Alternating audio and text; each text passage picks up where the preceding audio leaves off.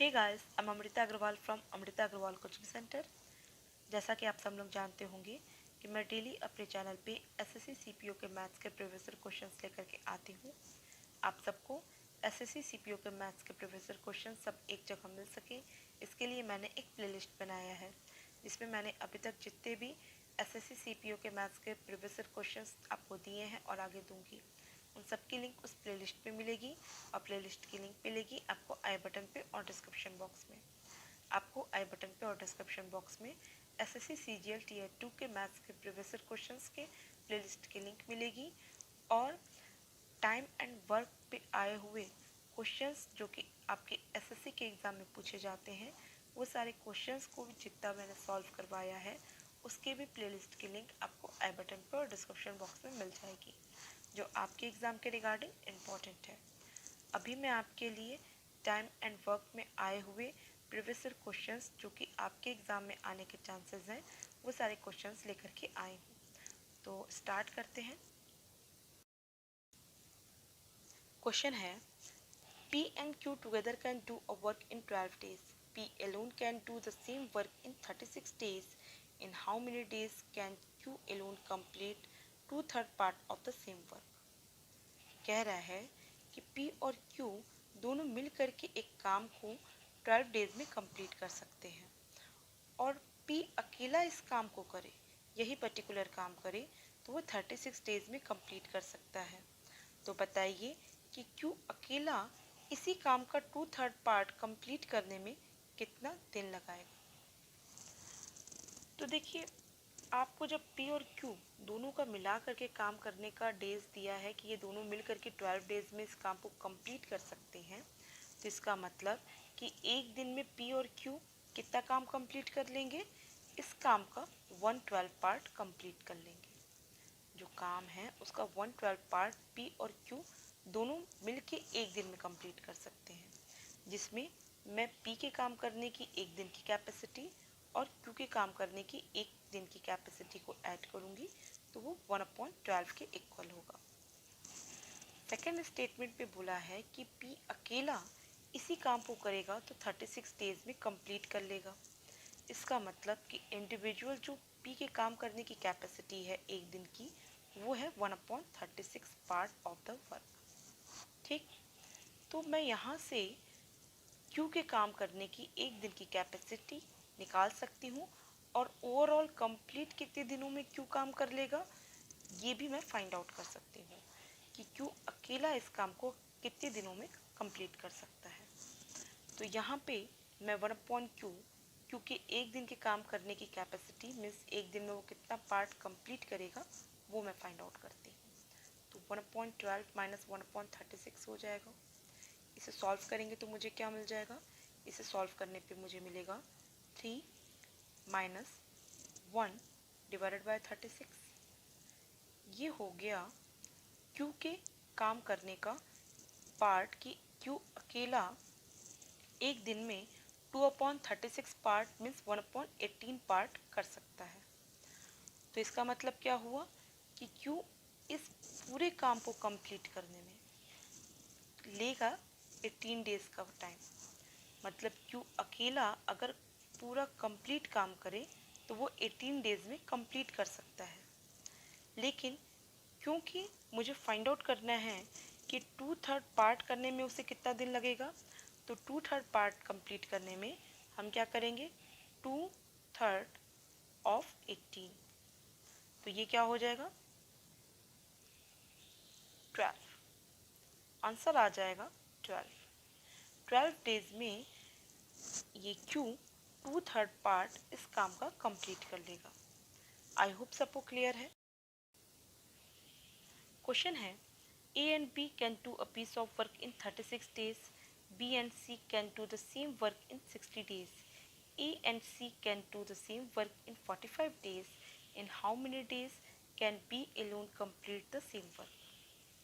कह रहा है कि A और B किसी काम को कंप्लीट करते हैं 36 डेज में और B और C दोनों मिलके करेंगे तो 60 डेज लगाएंगे, और A और C दोनों मिलके इसी काम को करेंगे तो 45 डेज लगाएंगे। तो बताइए B अकेला इसी काम को कंप्लीट करने में कितना दिन लगाएगा। सिंपल है, देखिए, ए के एक दिन का काम, बी के एक दिन का काम, दोनों को मिला दूँ तो दोनों मिल करके एक दिन में कितना काम कर लेंगे, 1/36 पार्ट कर लेंगे।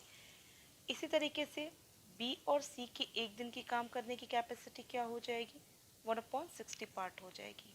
और इसी तरीके से ए और सी के काम करने की एक दिन की जो कैपेसिटी है वो है 1/45 part of the work. Clear है।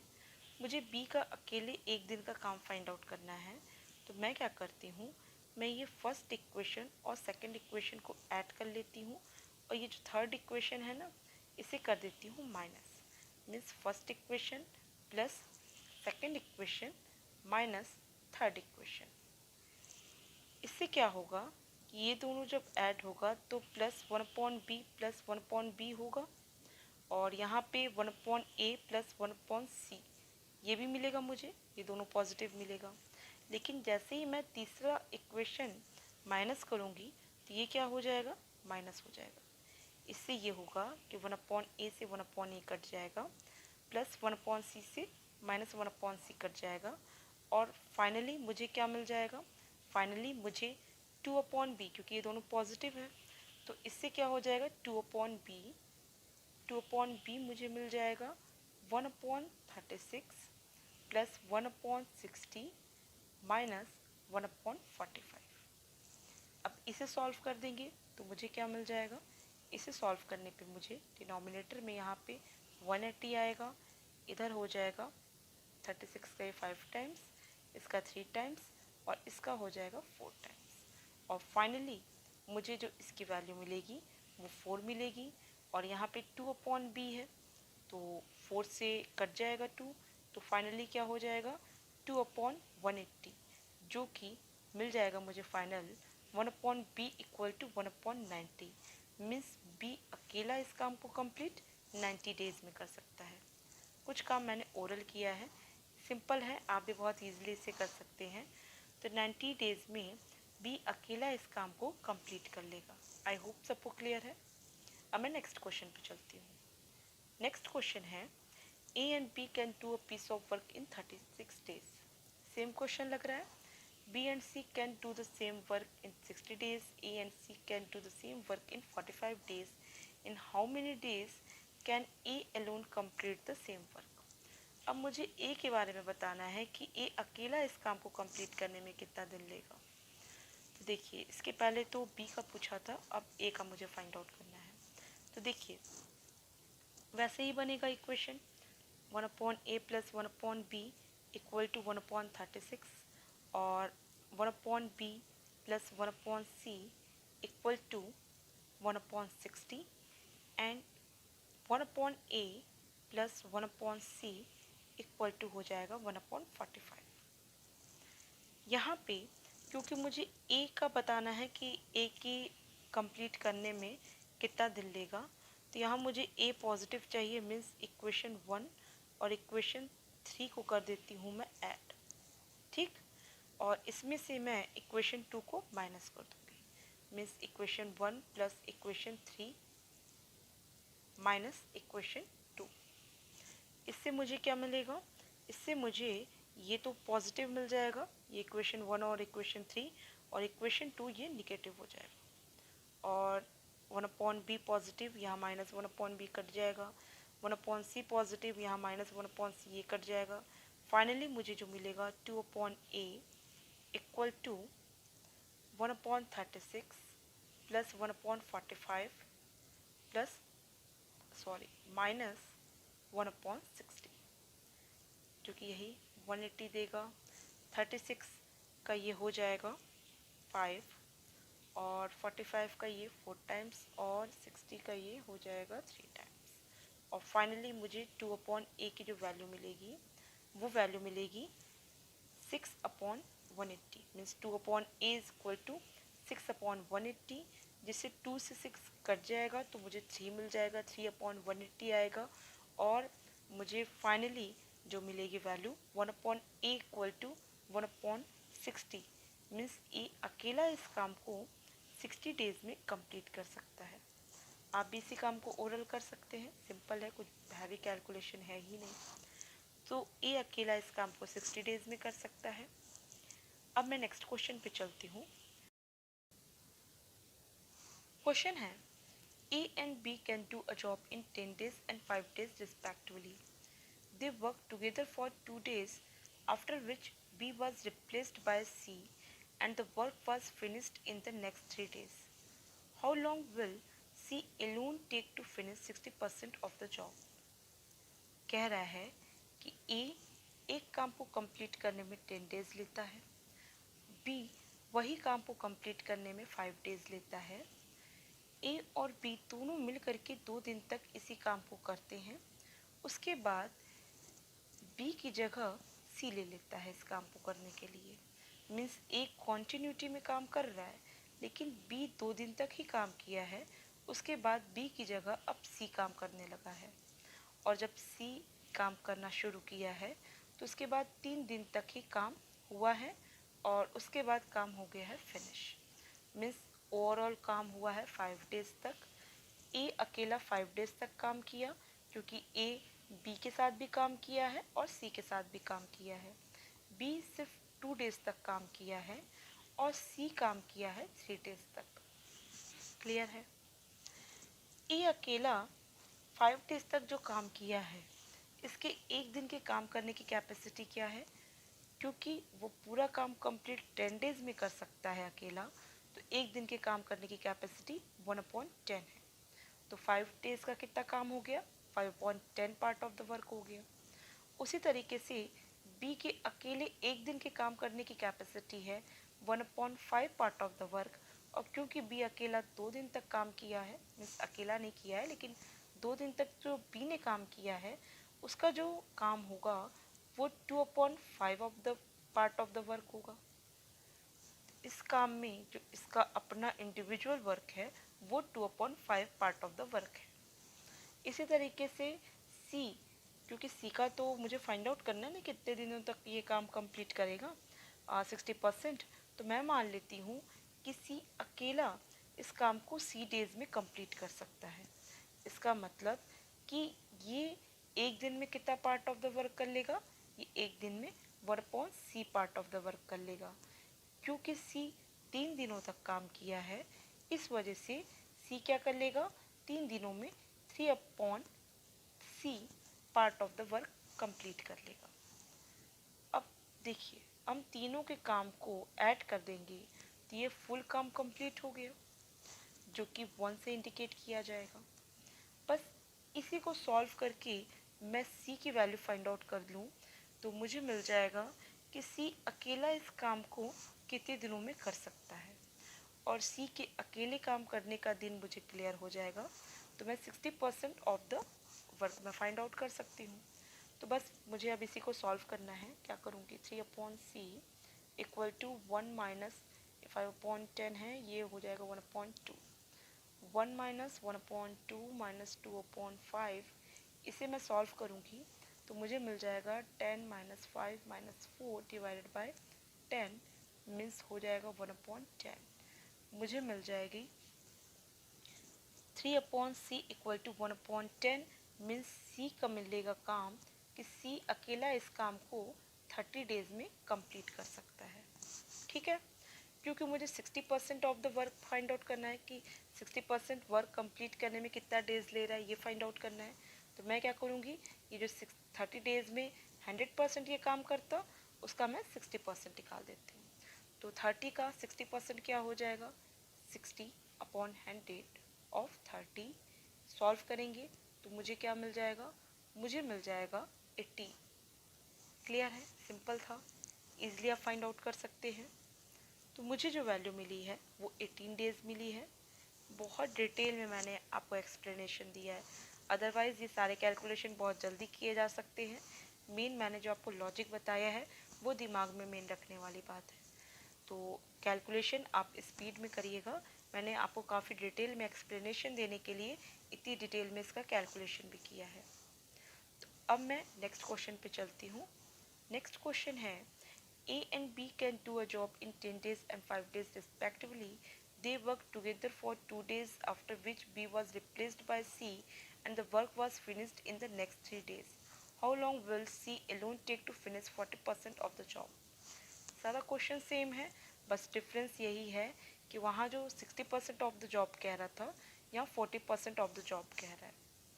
तो कुछ नहीं है, वहाँ पे आप 60% ऑफ द जॉब निकालने के लिए आपको 30 डेज़ का मिला था, 18 डेज़ ना, तो बचा हुआ जितना डेज़ है उतना ही 40% ऑफ द जॉब है। तो बचा हुआ जो डेज़ है वो है 12, जो कि हो जाएगा 12 डेज़। तो यहाँ तो डायरेक्ट आप पिछले क्वेश्चन के आधार पे निकाल लिए। बाकी आप अदरवाइज इसको सॉल्व कर सकते हैं। इसे सॉल्व करने के लिए आप क्या करेंगे, वही काम 5 डेज़ तक ए ने काम किया, प्रैक्टिस भी हो जाएगी। 5 डेज़ तक ए ने काम किया, फिर 2 डेज़ तक बी ने काम किया और सी ने 3 डेज़ तक काम किया। और इसका पूरा कंप्लीट काम 1 पार्ट हुआ है। सी की मुझे जो वैल्यू मिली है वो मिली है 30 डेज़। सी अकेला इस काम को 30 डेज़ में कंप्लीट कर सकता है। तो 40% ऑफ द जॉब कंप्लीट करने में कितना डेज़ लगेगा, तो 40% ऑफ 30 डेज़ लगेगा, जो कि हो जाएगा 40/100 इंटू 30। इसे मैं सॉल्व करूँगी तो मुझे क्या मिल जाएगा, 12 मिल जाएगा। 12 डेज़ लगेगा इसे 40% काम को कंप्लीट करने में। सिंपल था। अब मैं नेक्स्ट क्वेश्चन पे चलती हूँ।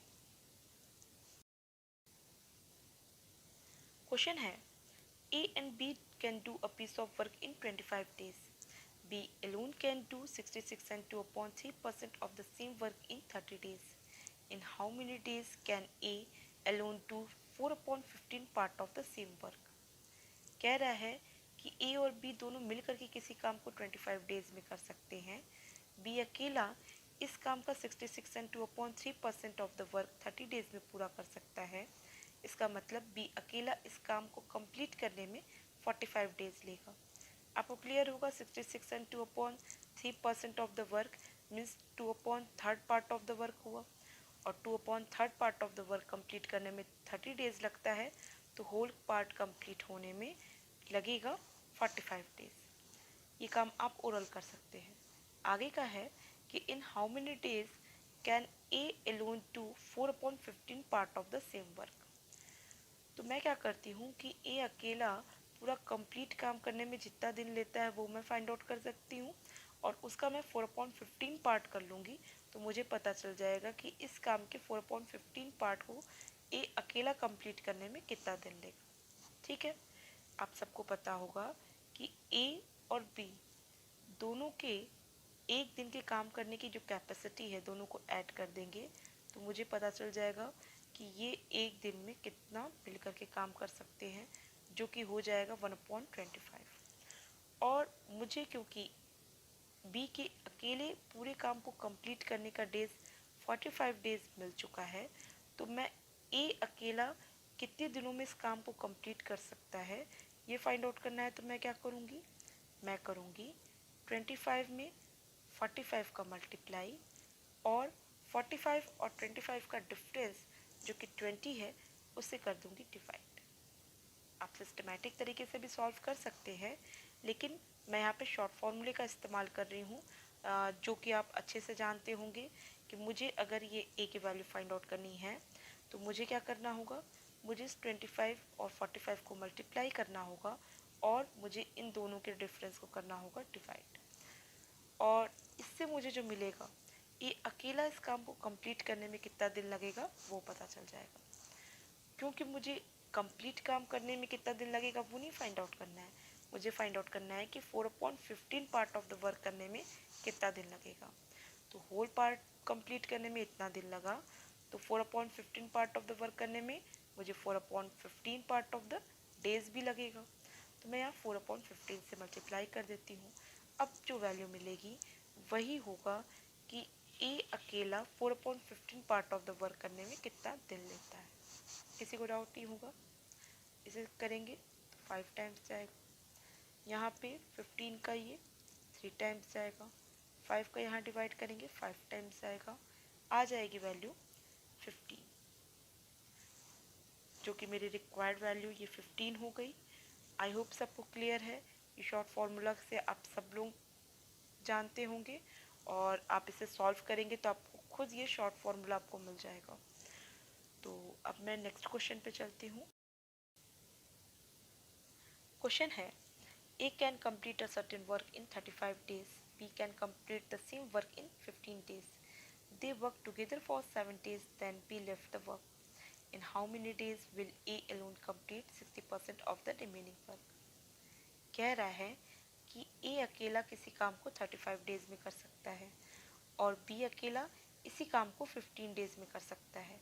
ये दोनों मिलकर 7 डेज तक काम किए हैं, उसके बाद B ने काम छोड़ दिया।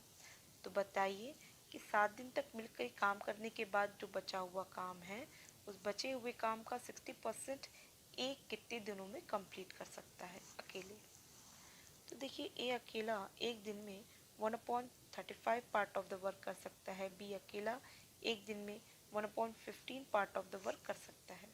और क्योंकि ये दोनों मिलकर के 7 डेज तक काम किए हैं, तो इन्होंने इतना पार्ट ऑफ द वर्क काम कर लिया है। कह ये रहा है कि रिमेनिंग पार्ट जो इन दोनों मिलकर के 7 डेज तक काम किए हैं, उसका जो रिमेनिंग बचा हुआ काम है, उस काम का 60% आपको फाइंड आउट करना होगा कि ए अकेला कितने दिनों में कर पाएगा। तो देखिए, मैं क्या करती हूँ, ये 7 दिनों में ए और बी कितना मिलकर के काम कंप्लीट किए हैं ये निकालती हूँ। उससे मैं 1 से माइनस करूँगी तो मुझे पता चल जाएगा कि बचा हुआ काम कितना है। और फिर जब मुझे बचा हुआ काम पता चल जाएगा तो मैं 60% उस बचे हुए काम को करने में ए को कितना समय लगेगा मैं फाइंड आउट कर लूँगी। तो सबसे पहले तो 7 दिन में कितना काम कंप्लीट हुआ है उसे सॉल्व करने के लिए मैं क्या करूँगी, मैं करूँगी 35 में 15 का ऐड और डिवाइड करूँगी 35 इंटू 15 को। ठीक है, और क्योंकि इसमें 7 से मल्टीप्लाई भी करना है तो 7 5 से 15 हुआ, 35 में मैं 15 ऐड करूँगी तो मुझे वैल्यू मिल जाएगी 50। इस तरीके से 5 से ये गया 10 टाइम्स आया और 5 2 ज़ा 10, 5 3 ज़ा 15। ओवरऑल मुझे इसकी जो वैल्यू मिल गई है वो वैल्यू मिली है 2/3। और 1 में से मैं 2/3 माइनस करूँगी तो मुझे मिल जाएगा 1/3। तो मतलब जो बचा हुआ काम है, remaining part of the work 1/3 part of the work है। और 1/3 पार्ट ऑफ द वर्क का 60% काम करना है ए को। मैं इसका भी 60% मैं निकालूंगी तो क्या करूँगी, 60/100 कर दूंगी और इस तरीके से मुझे जो मिल जाएगी वैल्यू वो मिल जाएगी 1/5 part of the work. Means A को कितना काम करना है, ए को 1/5 पार्ट ऑफ द वर्क करना है। तो ए अकेला किसी काम को अगर 35 डेज में कर सकता है तो 1/5 पार्ट ऑफ द वर्क करने में उसे कितना दिन लगेगा, 1/5 पार्ट ऑफ द वर्क करने में उसे लग जाएगा 35/5 पार्ट ऑफ द वर्क। बस ये अकेला किसी काम को 35 डेज में कर सकता है तो 1/5 पार्ट ऑफ द वर्क 35/5 जो कि हो जाएगा 7। तो बचे हुए काम का जो 7 दिन के बाद जो बचा हुआ काम था उसका 60% ए अकेला करेगा तो उसे 7 डेज लगेगा। सिंपल था। आई होप सबको क्लियर है। अगर आपको किसी को कोई डाउट लगता है तो आप मुझे कमेंट बॉक्स में दीजिएगा। और मैं उम्मीद करती हूँ कि आपको वीडियो सब क्लियर समझ में आया है और पसंद भी आया है। और अगर आपको वीडियो पसंद आया है तो आप इसे लाइक कीजिए और आपका जो भी रिव्यू हो मेरे वीडियो को लेकर के आप मुझे कमेंट बॉक्स में दे सकते हैं। और आप किसी भी पॉइंट पे कुछ भी डिस्कस करना चाहते हैं इस वीडियो के रिगार्डिंग तो आप मुझसे वो भी कर सकते हैं। तो आप चाहते हैं कि आपको अपकमिंग वीडियोस मेरी ईजिली मिलती रहे तो इसके लिए आपको मेरे चैनल को सब्सक्राइब करना होगा और बेल बटन दबाना होगा। Thank you.